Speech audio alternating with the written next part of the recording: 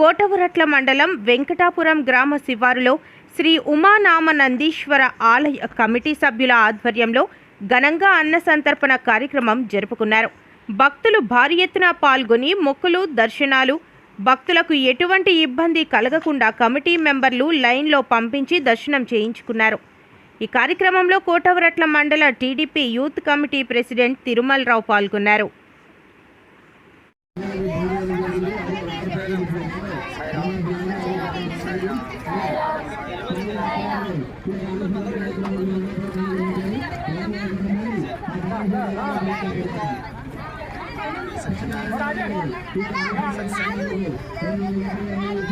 ప్రతి సంవత్సరం ఇక్కడ మంచిగా అరేంజ్ చేస్తాం.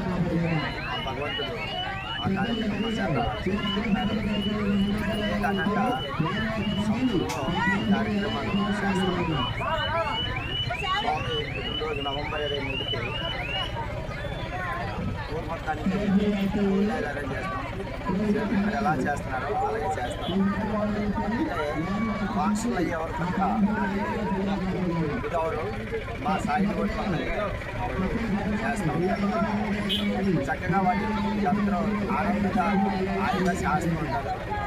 దేని గురించి కూడా ఇబ్బంది మనం ఏదన్నా మనం ఎలాంటి చేస్తామంటే తప్పని చేస్తూ ఉంటారు. సేవా భాగ్యాన్ని అందరికీ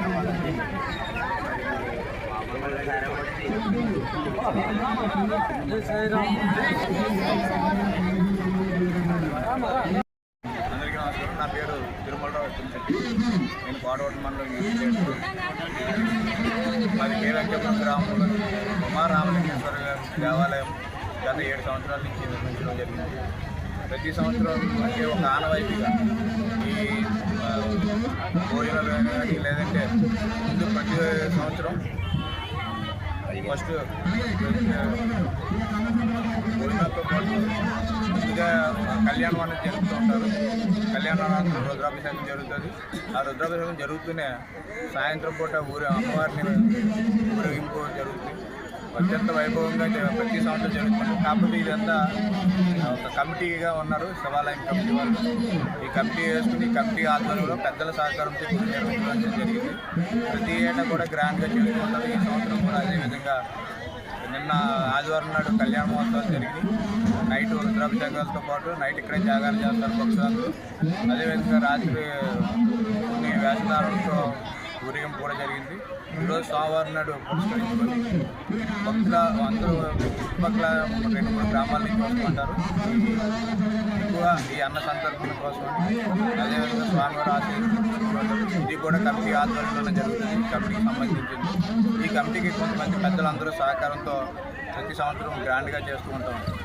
అదేవిధంగా ఇక్కడ ఎవ్రీ ఇయర్ కూడా సత్యసాయి ట్రస్ట్ వాళ్ళు మజ్జిగ ఏర్పాట్లు కూడా చేస్తూ ఉంటారు. అందరూ కూడా భక్తి శ్రద్ధలతో వచ్చి మా ఆలయం దర్శించుకొని తద్వారా ప్రజలకి అన్ని విధాల మంచి జరగాలని కోరుకుంటూ స్వామివారి ప్రసాదం జాగ్రత్తగా కలుపుకుంటాం.